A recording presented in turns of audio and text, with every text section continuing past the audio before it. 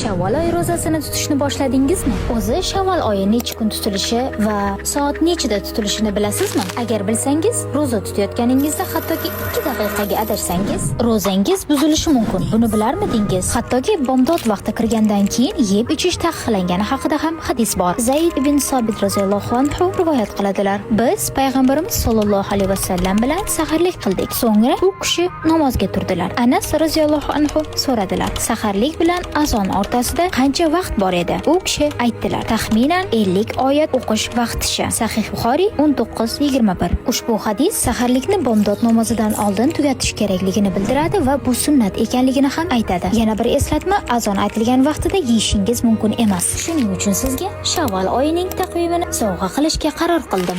Agar taqvimni olmoqchi bo'lsangiz, opisaniyani o'qing yoki aktualniga kirib o'sha yerdan ssilkani olishingiz mumkin. Bu videoni Shavvol oyida ro'za tutmoqchi bo'lgan do'koningizga yuborib qo'ying.